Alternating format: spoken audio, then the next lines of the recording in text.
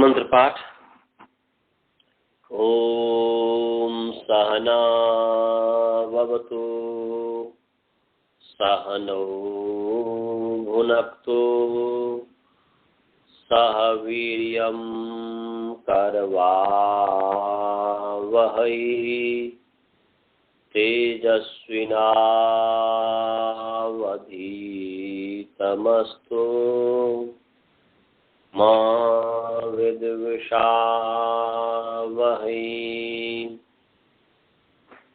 येन धौता गिरः पुंसां विमलैः शब्दवारिभिः तमश्चाज्ञानजं भिन्नं तस्मै पाणिनये नमः। वाक्यकारं वरुरुचिं भाष्यकारं पतञ्जलिं पाणिनि सूत्रकारं च प्रणतोऽस्मि मुनित्रयम्। ओम शांति शांति शांति। सभी को सादर नमस्ते। आइए आप सभी का जो है प्रथम वृत्ति पाठ में स्वागत है। हमारा प्रथम वृत्ति का जो आदेह परस्य से 1-1-53 ये सूत्र चल रहा था और इसका हमने बताया था कि परस्य उच्यमानम कार्यम आदेह अलह स्थाने भवति। स्थान षष्ठी निर्दिष्ट से आदेह अलह स्थाने भवति। स्थान षष्ठी निर्दिष्ट के आदि अल के स्थान में होता है, ये हमने बताया था। उसका आसीना की स्थिति हमने कर दिया था। अब जो है आज जो करेंगे द्वीपम और अंतरीपम। द्वीपम द्वीपम का अर्थ होता है द्विर्गता आपो यस्मिन्। द्विर्गता दोनों ओर प्राप्त आप जल है जिसमें जहां दोनों ओर पानी हो। द्विर्गता दोनों तरफ जहां पानी हो, इसमें दोनों ओर पानी हो, उसको कहते हैं द्वीपम, आइलैंड। द्वीपम मीन्स आइलैंड। तो आइलैंड का मतलब हुआ कि जहां इधर भी पानी हो उधर भी पानी हो, दोनों तरफ जो पानी हो उसको द्वीपम कहते हैं, आइलैंड कहते हैं। तो द्विर्गता आपो यस्मिन्, यहाँ पर बहुव्रीहि समास है जिसमें दोनों तरफ पानी हो। तो जैसे द्वि औ और अप जस, आपह का मूल है अप, आपह का मूल है अप। तो द्वि औ और अप जस ये नित्य बहुवचनांत है अप, इसलिए जस होगा। तो द्वि औ अप जस। इस स्थिति में अनेक मन्य पदार्थे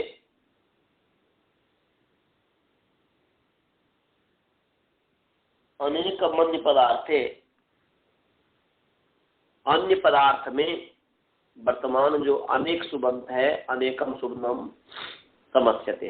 अन्य पदार्थे वर्तमानम अनेकम सुबंतम समस्यते। इसका पहले हमने बता दिया हुआ है ना जी, कि नहीं बताया हुआ है? पहले अनेक मन्य पदार्थे सूत्र का अर्थ बताया हुआ है कि नहीं? पहले आया हुआ है कि नहीं? ये मेरा ख्याल है नहीं आया सर जी, मेरे नोट्स में तो नहीं है। अच्छा नहीं है, आपके नोट्स में नहीं तो चलिए निकाल लीजिए फिर। 2-2-24 दूसरा अध्याय दूसरा पाद 24 2-2-24 निकाल लिए जी।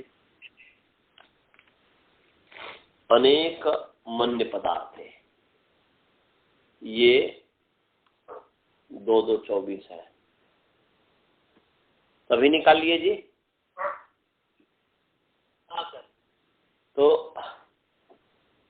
वाले निकाले जी, गुरुकुल वाले कुछ नहीं बोलते। अनेकम अकारांत नपुंसक लिंग अनेक शब्द प्रथमा विभक्ति एक वचन, और अन्य पदार्थे तो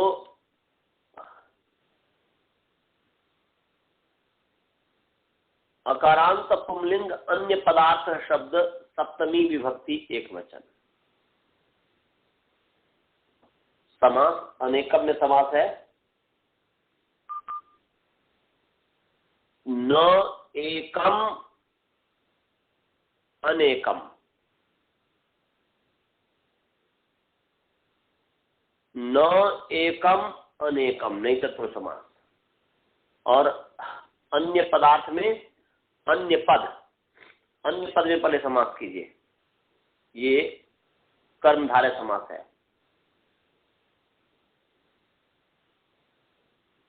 अरे अन्यत पदम इति अन्य पदम, या अन्यम चादह पदम चैति अन्य पदम, या अन्यत चादह पदम चैति अन्य पदम, माने दूसरा पद। अन्यत और पद दोनों एक ही अर्थ को कार्य, इसलिए अन्य पद। तो अन्यम चादा पदम च या अन्यत चादा पदम च इति अन्य पदम, और अन्य पदस्य अर्थः इति अन्य पदार्थः तस्मिन् अन्य पदार्थे। तो कर्मधारय तत्पुरुष गर्भ षष्ठी तत्पुरुष समास समझ गया जी। कर्मधारय तत्पुरुष गर्भ षष्ठी तत्पुरुष समास, ये समझ में आ गया। अब जो है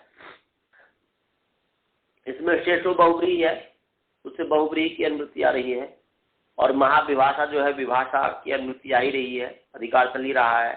सुबह मंत्र परागमंत्र से सुप आ रहा है, प्राकार समास है, समास आ रहा है, उसका अधिकार चल रहा है। तो क्या हो गया जी?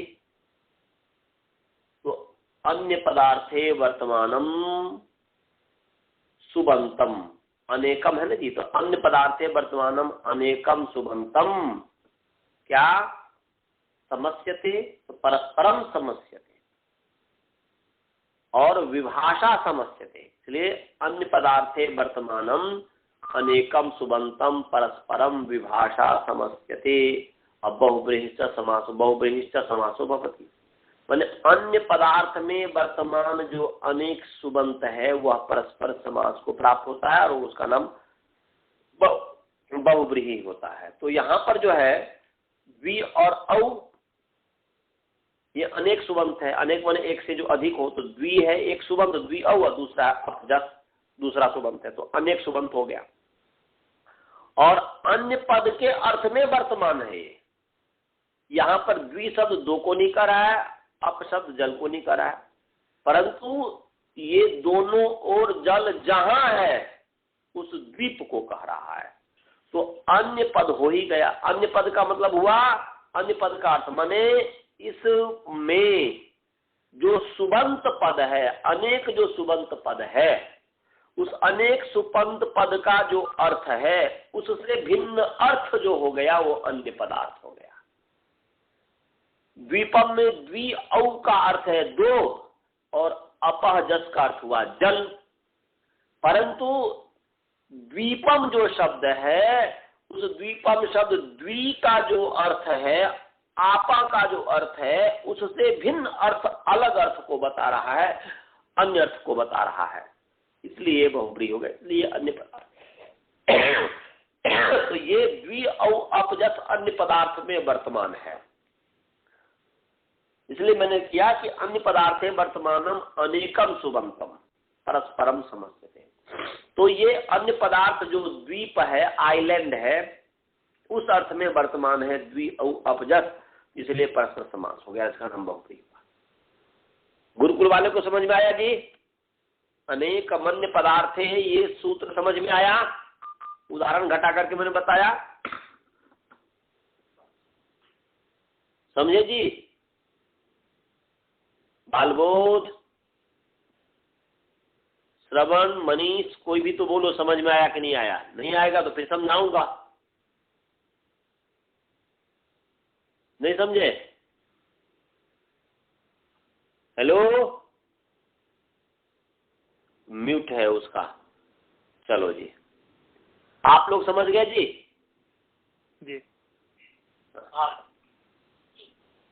चलिए, वो लोग कुछ बोल नहीं रहा है। नहीं समझ पाए? अच्छा, तो इतने देर में बोला। मैं बोल रहा हूं कि देखो, द्वीप जो शब्द है, द्वीप, द्वीप का मतलब है कि जिसके दोनों ओर पानी हो। द्वीप एक स्थान है, जैसे मान लो कि आपका गुरुकुल है। द्वीप उसको कहते हैं कि समुद्र में या नदी इत्यादि में, बड़ा सा जो नदी है उसके बीच में बालू इत्यादि जमते जमते जमते जमते एक ऊंचा आकार हो जाता है, बड़ा सा, और उसमें लोग बसते हैं। वो कहते हैं, उसको कहते हैं द्वीप। जैसे देखो, अब हम लोग जो हैं किस द्वीप में रहते हैं पता है आपको? आप लोग जो हैं क्या बोलते हैं, बालबोध जी, श्रवण जी, आप लोग किस द्वीप में रहते हो? द्वीप तो पूरा सब द्वीप ही है ना जी, बड़ा हो या छोटा हो।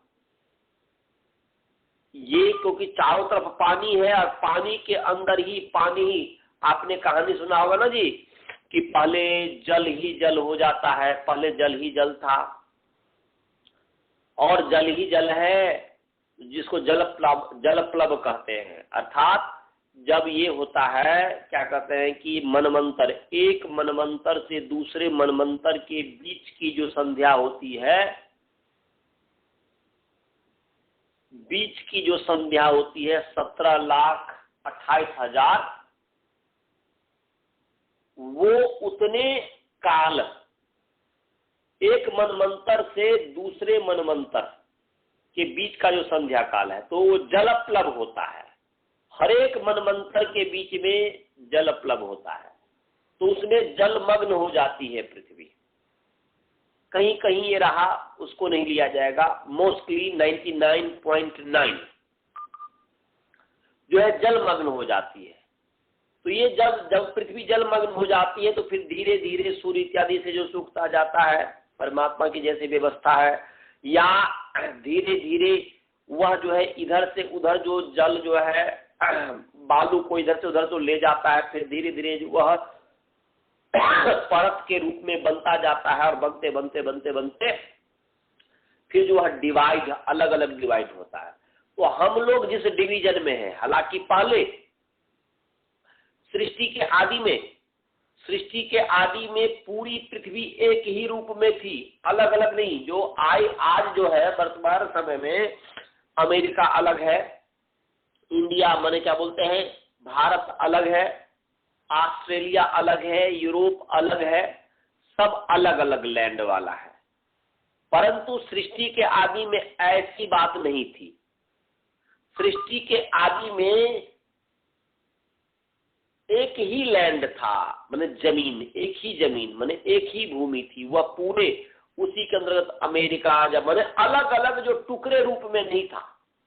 परंतु जैसे जैसे पानी के से जो है वह टकराता गया, उसमें आपस में जो है भेद होता गया, और जो भेद होता गया तो पहले तो एक ही द्वीप था, अलग अलग द्वीप नहीं था।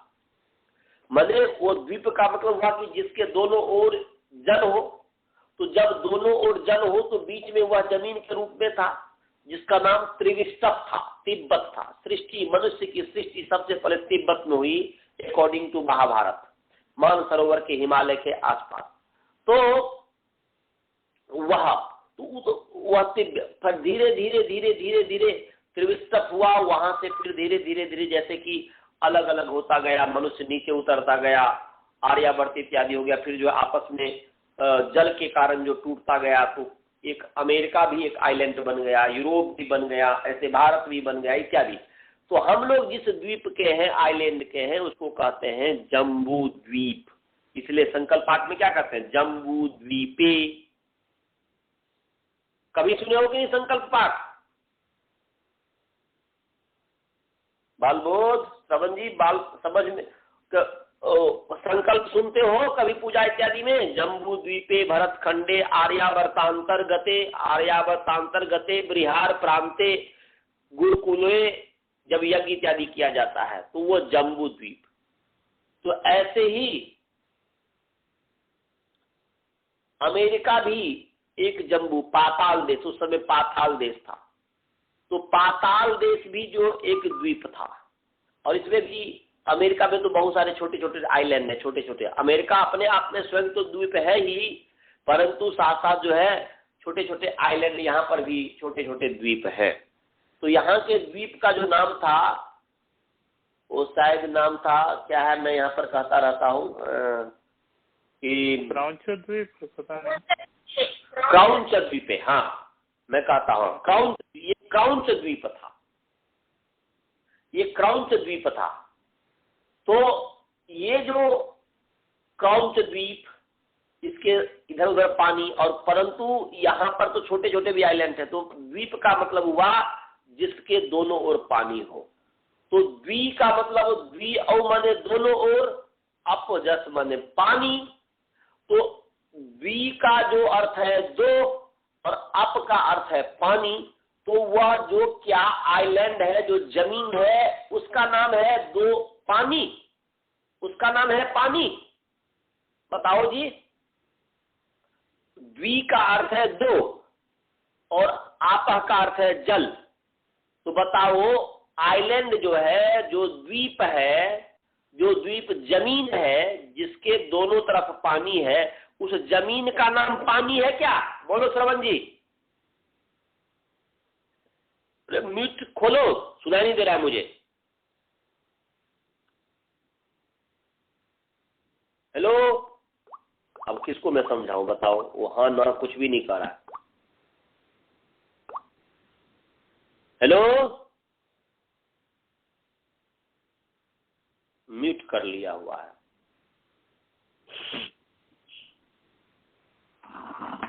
खोलो तो।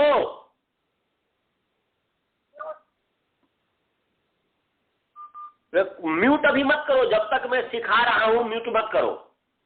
मैं बोलूंगा म्यूट करना तभी म्यूट करना। मैं बोल रहा हूं कि जो द्वि है, द्वि माने क्या होता है? द्वि का हिंदी में क्या अर्थ है? द्वि माने दो। और आपह को हिंदी में क्या कहते हैं? जल। तो बताओ जो जमीन है, जमीन का नाम है दो। जमीन, द्वि का मतलब जमीन है नहीं। और जल का मतलब जमीन है नहीं। तो द्वि का जो अर्थ है और आपह का जो अर्थ है, उससे अलग अर्थ नहीं हो गया वो जमीन। यहां पर एक द्वि का अर्थ हो गया दो, आपह का अर्थ हो गया जल, और एक है आइलैंड द्वीप जिसको कहते हैं जमीन। जो जमीन उभरा हुआ, पानी के ऊपर जो उभरा हुआ भाग है उसको कहते हैं। तो बताओ जमीन का, द्वी का मतलब जमीन नहीं है, आपा का मतलब जमीन नहीं है, तो उससे अलग अर्थ को कह दिया कि नहीं द्वीप शब्द? बोलो जी। ये द्वि और आपा जो है, ये अपने अर्थ को न कह करके इससे अलग अर्थ, जमीन अर्थ को कह रहा है कि नहीं कह रहा है? अन्य अर्थ को, अतिरिक्त अर्थ को कह रहा है।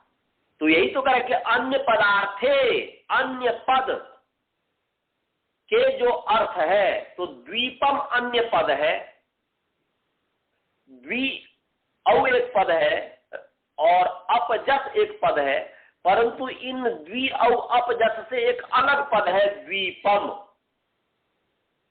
तो यहां पर तीन पद हो गए ना जी। एक पद हो गया द्वि औ, दूसरा पद हो गया अपजस, और तीसरा पद हो गया द्वीपम। हुआ कि नहीं? मैंने द्वीप सु, ऐसा। तो यहां पर द्वीप सु का जो अर्थ है, इन द्वि और अप जस के जो अर्थ है, इससे अलग अर्थ है कि नहीं?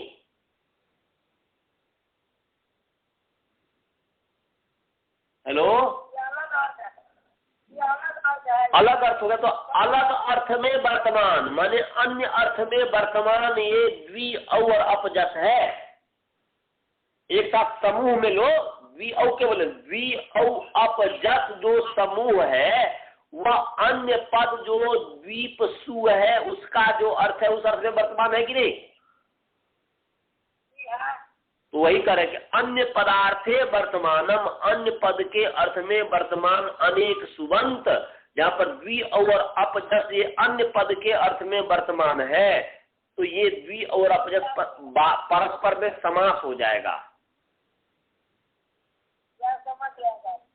तो अन्य पदार्थे वर्तमानम अनेकम सुबंतम परस्परम समस्यते।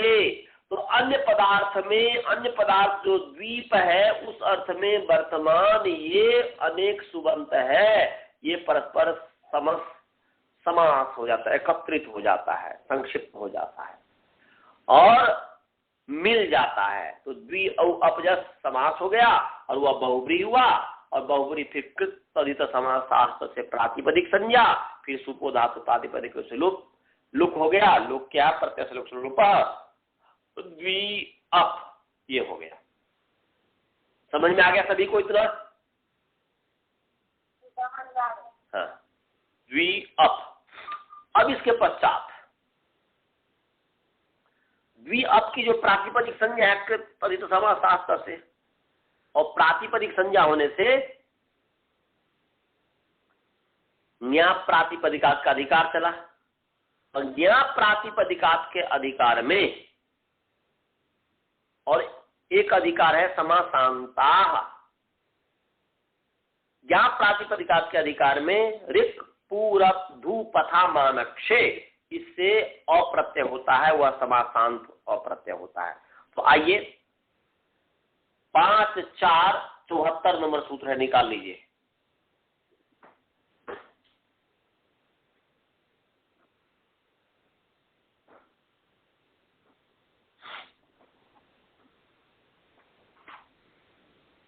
जी निकाल लिया। निकाल लिया जी।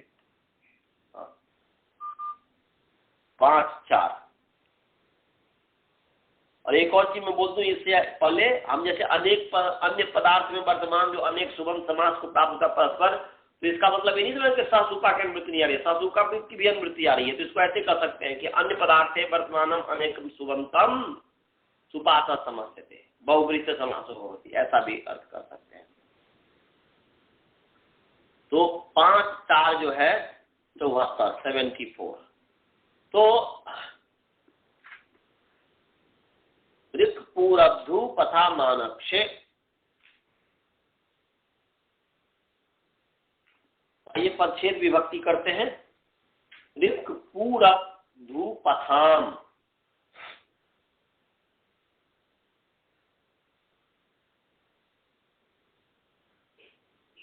हो जाएगा नकारांत पुंलिंग रिक पूरब्धु पथिन शब्द षष्ठी विभक्ति बहुवचन।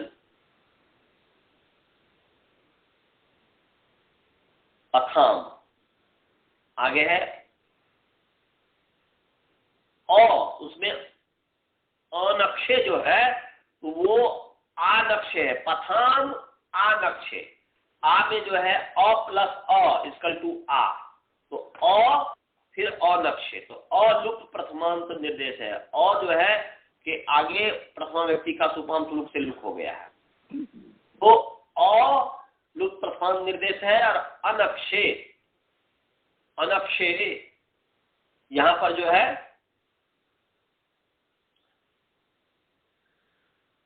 अकारांत पुंलिंग अनक्ष शब्द सप्तमी विभक्ति एक वचन।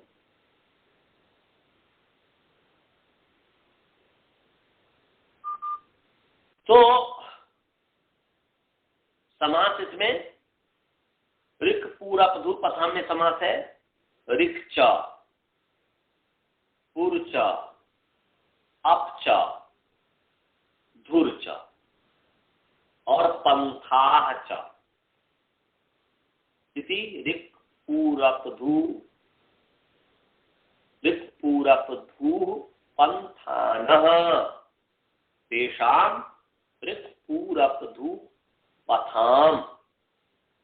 ये इतरेतर युग द्वंद्व हो गया। फिर मैं बोल रहा हूं, ऋक् च पूर च अप च धुर च पंथाः च इति ऋक् पूरक धू पंथानः तेषां ऋक् पूरक धू पथाम। ये इतरेतर युग द्वंद्व हो गया। अनक्षे में है न अक्षः अनक्षः तस्मिन् अनक्षे, ये नहीं तत्पुरुष समास होता।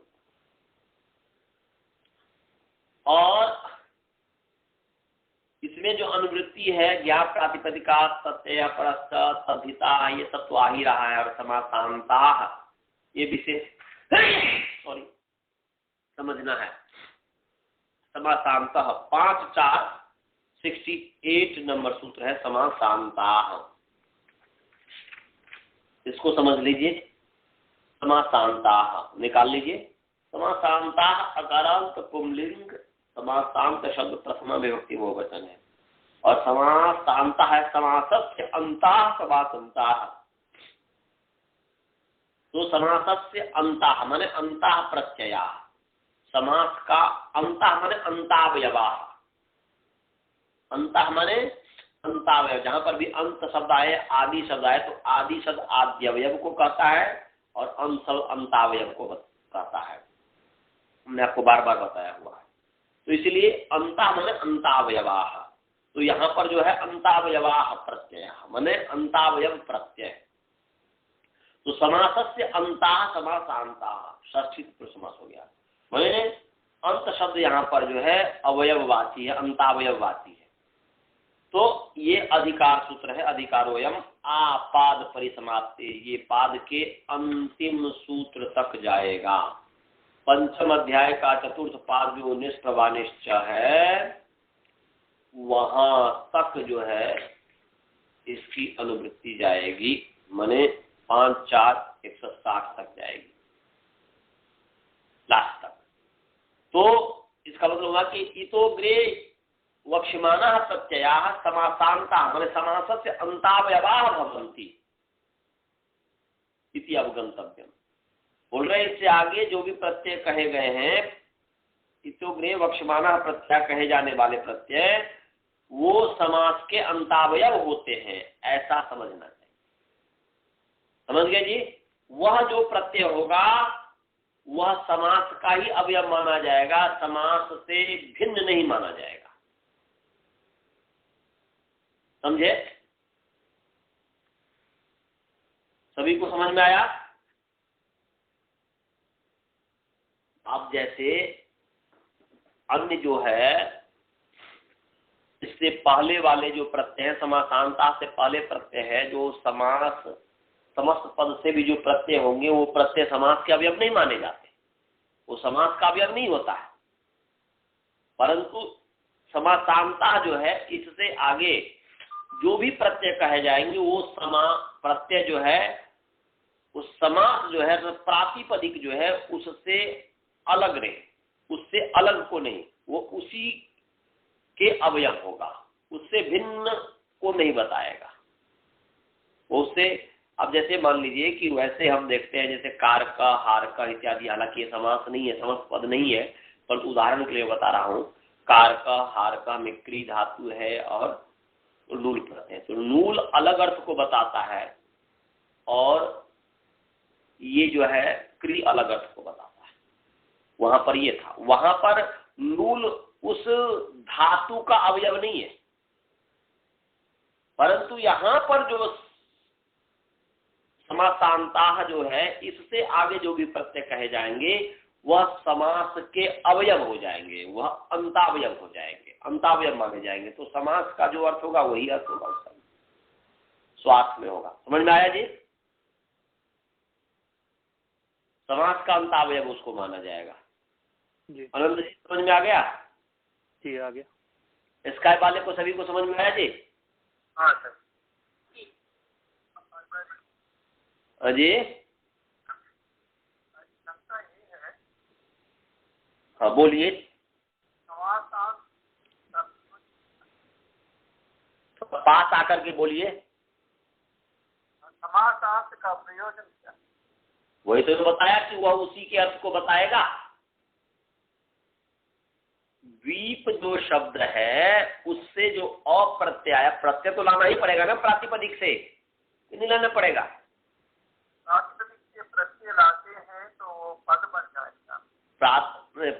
प्रातिपदिक से प्रत्यय लाए तो अब थोड़े कि मूल प्रत्यय लाएंगे तो पद बन जाएगा, सु लाएंगे तब पद बनेगा ना जी।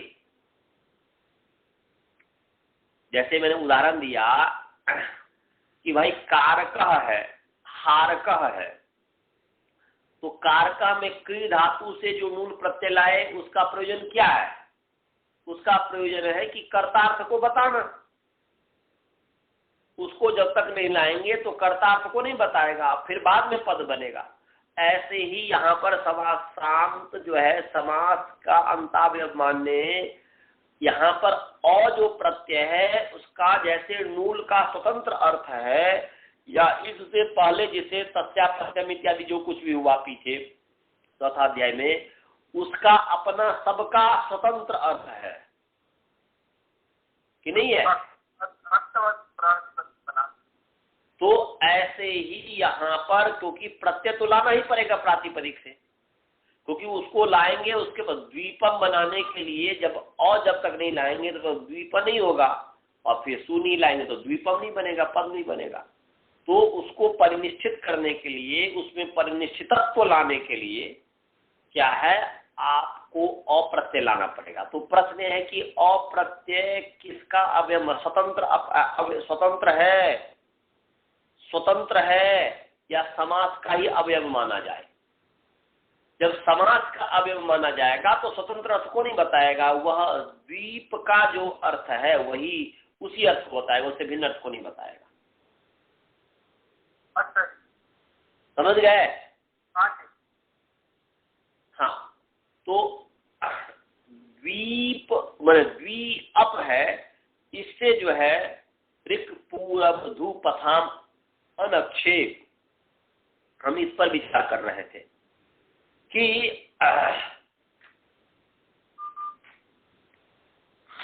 ऋक् पूरब धू पथाम, तो क्या हुआ जी? ऋक् पुर अप धुर पथिन, पहले पंचमी के आधार पर करेंगे तो इसको ऐसा कीजिए कि ऋक् पुर अप धुर पथिन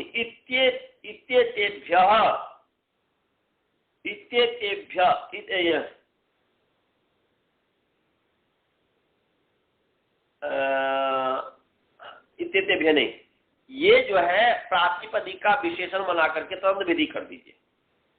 प्रातिपदिक का विशेषण है, ऋक् पूरब धू पथाम विशेषण है, प्रातिपदिक विशेष है, इस तुरंत विधि कर दीजिए। तो क्या हो जाएगा? ऋगंत प्रातिपदिक और पुरंत प्रातिपदिक, अबंत प्रातिपदिक, धुरंत प्रातिपदिक और पथिनंत प्रातिपदिक, पथांत प्रातिपदिक, पंथा पंथान पंथांत प्रातिपदिक। तो ये ऋक् पुर अप धुर पथिन, ये अंत वाले जो प्रातिपदिक है, तो द्वीप क्या है? अबंत प्रातिपदिक है कि नहीं जी? द्वीप में अप अंतावय प्रातिपदिक, अप अंतावय है कि नहीं? द्वीअप के द्वीअप समूह है और उसका अंतावयव है अप, तो अबंत प्रातिपदिक है कि नहीं? द्वीअप। तो अबंत प्रातिपदिक,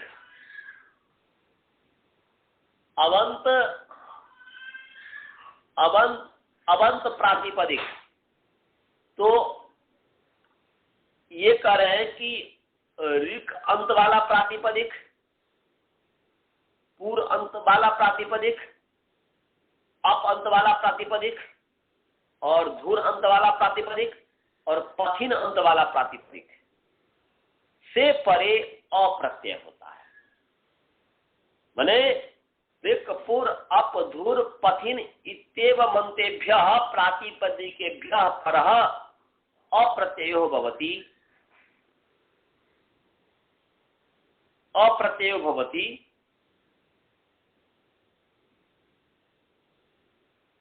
और स अप्रत्ययः समासस्य अंतावयवः भवति।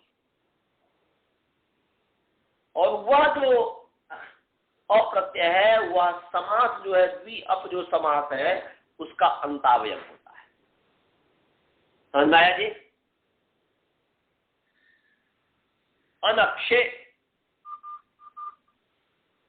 मने अक्ष संबंधी, यहां पर अनक्षे का संबंध जो है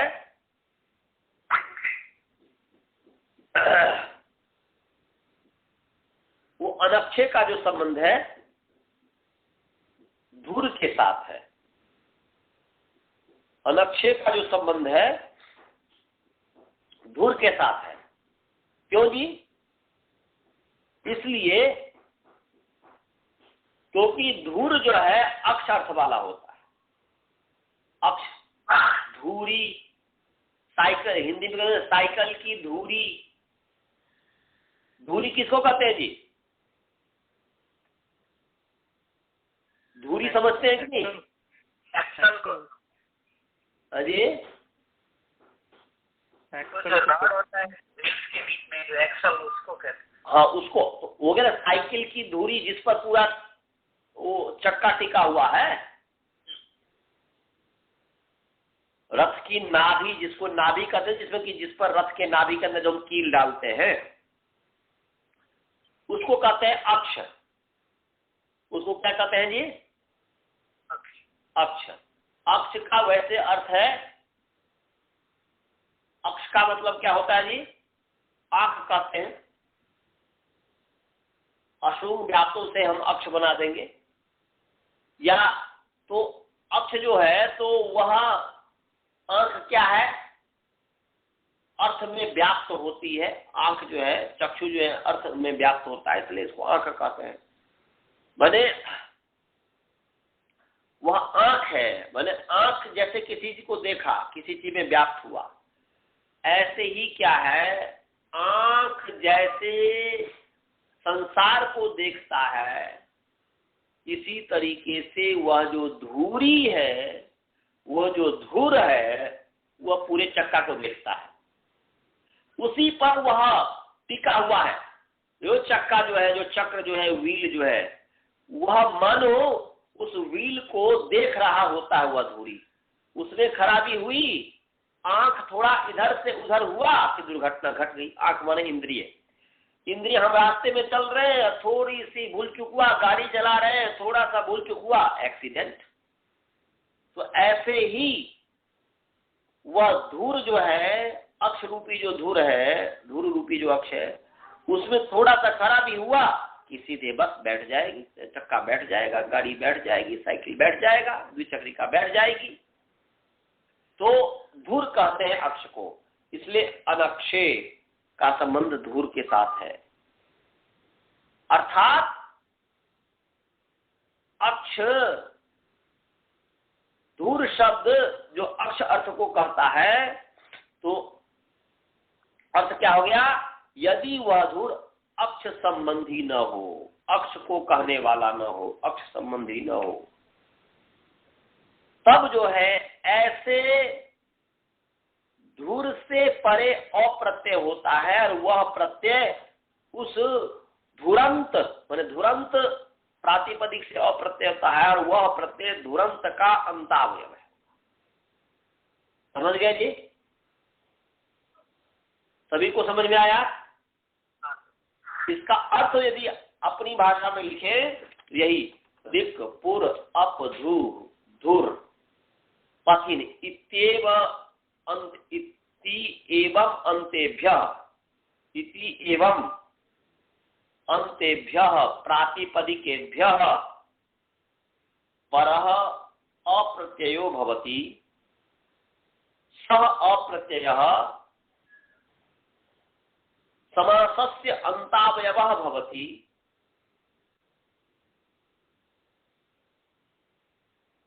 यदि अक्ष संबंधनी दूरी में अक्ष से संबंधित अक्ष संबंधनी धूर यदा न भवती, या क्योंकि धू के साथ है इसलिए उसके अलग से वाक्य बता दीजिए कि अक्ष संबंधनी या धू तदंतात्पर न भवती, ऐसा हो जाएगा कि अक्ष संबंधनी या धू तदंतात्पर अप्रत्यय न भवती। अक्ष संबंधी जो धू उससे धू उस अंत वाले से परे अप्रत्यय नहीं होता है। समझ गया जी? तो यहाँ पर जो प्रसंग है वह प्रसंग क्या है? अप अंत वाला है, द्वि अप। तो यहाँ पर समास का अंतावयव अ हो गया, द्वि अप अ।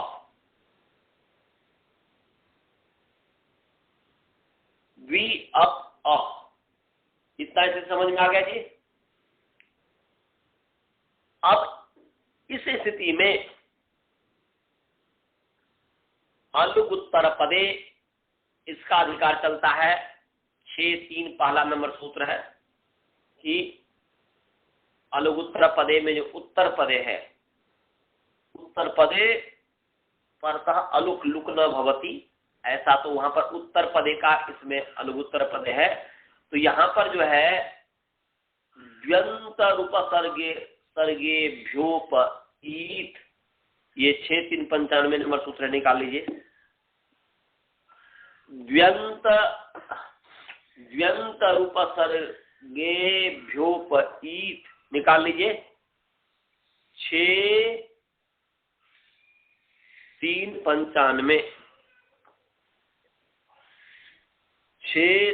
95 निकाल लिया। व्यंत रूप सर्गे भ्योप ईट नहीं है। 96 नंबर सूत्र है जी, 6(3) 96 है, 96। व्यंत रूप सर्गे भ्योप ईट निकाल लिया। चलिए जी, व्यंत रूप सर्गेभ्य, तो अकारांत पुंलिंग व्यंत रूप सर्ग शब्द पंचमी विभक्ति बहुवचन, और अपह पकारांत स्त्रीलिंग अप शब्द षष्ठी विभक्ति एक वचन, और ईत तकारांत पुंलिंग ईत शब्द प्रथमा विभक्ति एक वचन। फिर मैं बोला व्यंत रूप सर्गेभ्य अकारांत पुंलिंग व्यंत रूप सर्ग शब्द पंचमी विभक्ति बहुवचन, अपह पकारांत स्त्रीलिंग अप शब्द षष्ठी विभक्ति एक वचन। यहाँ पर अनुकरण है, अनुकरण बात ये ध्यान रखेगा। वैसे अपाम होता है नित्य बहुवचनांत होने के कारण, परंतु यहाँ पर अप शब्द का अनुकरण कैसे षष्ठी अप कर दिया। और ईत तकारांत पुंलिंग ईत शब्द प्रथमा एक वचन। समास है द्विश्च, द्विश्च मतलब द्वि यहाँ पर जो है शब्द स्वरूप की अपेक्षा से यह प्रयोग किया गया है, सो ध्यान रखिएगा। द्विश्च अंतश्च उपसर्गश्च इति द्व्यंत रूप सर्गाः।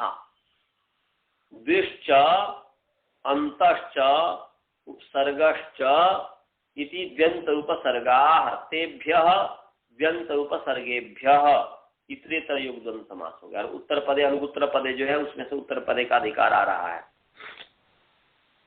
अब क्या हो गया जी? द्वि अंतर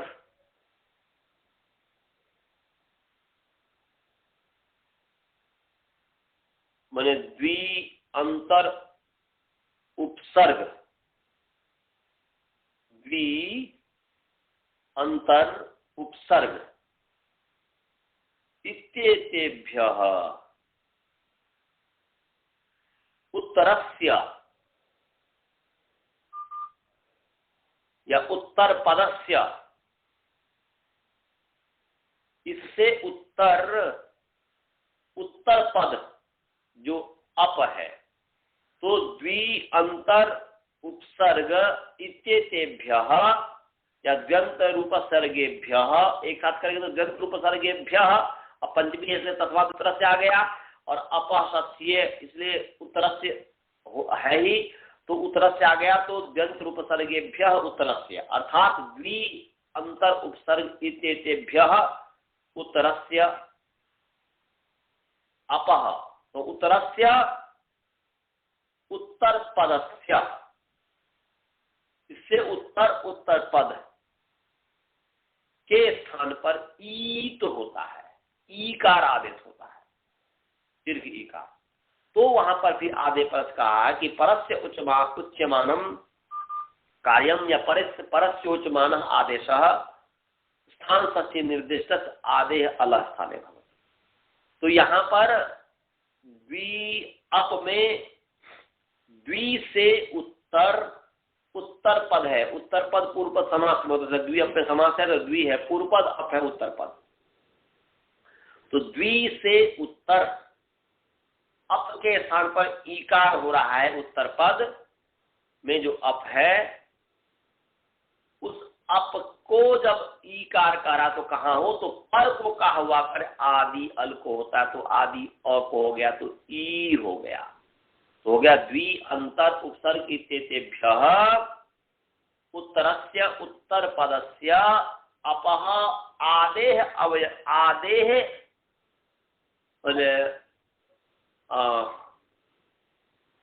रुक जाइए, कट गया, कट गया, और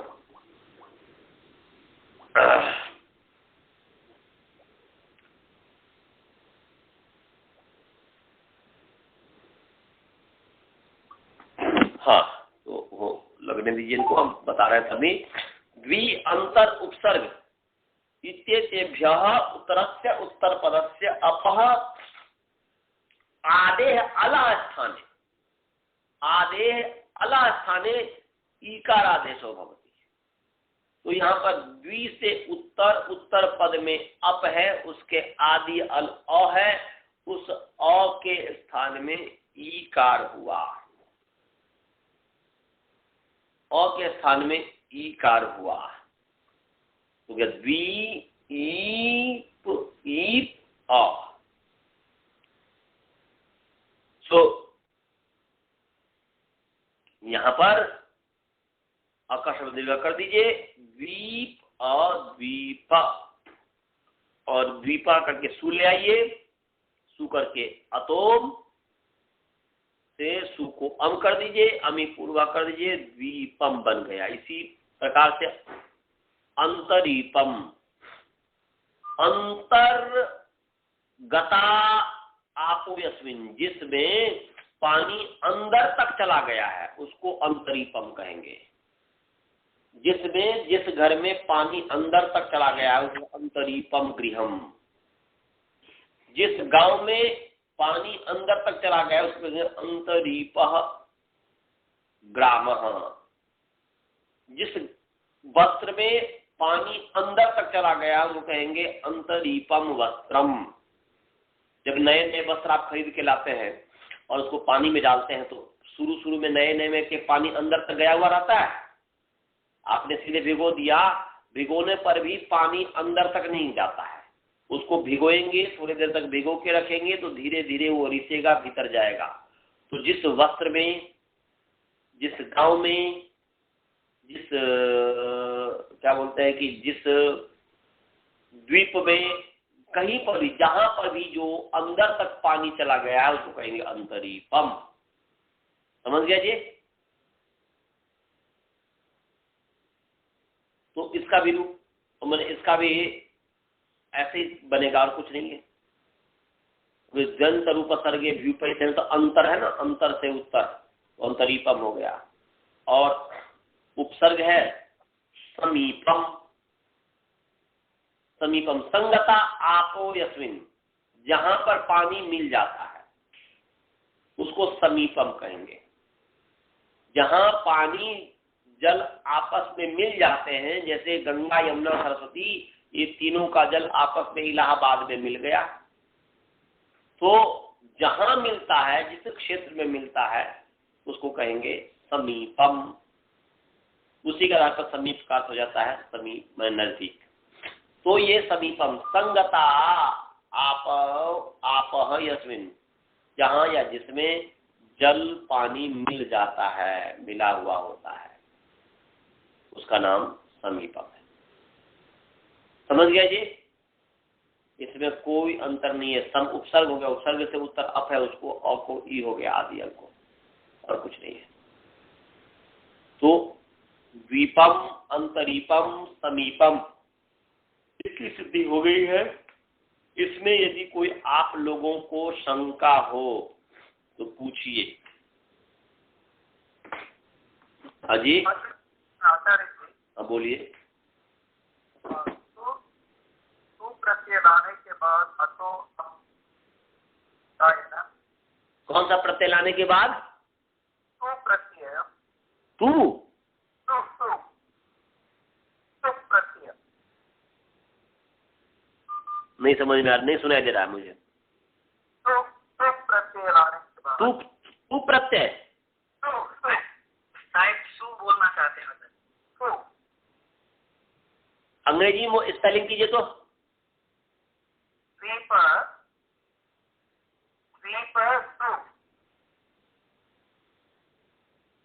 सु आचार्य जी, सु प्रत्यय, दीप पर आतिपदिक होने के बाद स्वादि की उत्पत्ति सु, करनी अच्छा सु की बात कर रहे हैं क्या? सु सु के बाद हाँ अतो अम्ल आए ना जी, सु के बाद अम्ल आए जी। हाँ, हाँ क्यों नहीं बन सकता? अच्छा। द्वीप क्यों नहीं बन सकता? द्वीप नपुंसकलिंग है। कैसा मालूम होगा? ये व्यवहार से पता चलता है, शास्त्र से। ये पढ़ते पता चलता है। ये जो है ना, लिंगानुशासन भी पूरा शासन नहीं कर पाया। अच्छा, ये तो लिंगानुशासन कर, जैसे अप्रत्यांत है, वो पुंलिंग भी होता है, नपुंसकलिंग भी होता है, अच प्रत्यांत पुंलिंग, कुछ का उन्होंने तो शासन कर दिया कुछ के ऊपर, और तो फिर कहा है कि इसका तो लोक ही, मतलब लौकिक व्यवहार ही इसका जो है, जैसे शास्त्र है, शास्त्र से ही पता चलेगा। तो द्वीपम नपुंसकलिंग है।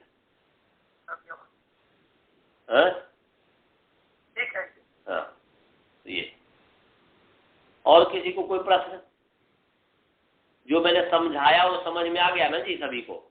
हाँ सर। कोई प्रश्न तो नहीं है? नहीं। गुरुकुल वाले को कोई प्रश्न है जी? नहीं है तो मंत्र पाठ करते हैं, समय हो गया है, 5 मिनट बाकी है तो समय हो गया, मंत्र पाठ करते हैं। करूं? हाँ। ओम पूर्णमदः पूर्णमिदं पूर्णात् पूर्णमुदच्यते पूर्णस्य पूर्णमादाय पूर्णमेवावशिष्यते। ओम शांति शांति। चलिए जी, सादर नमस्ते सभी को। सादर नमस्ते सर। नमस्ते।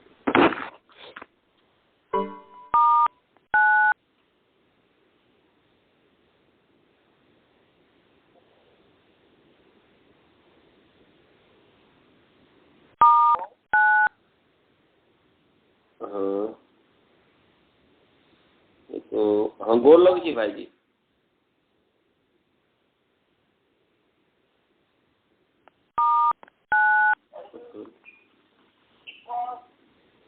बात है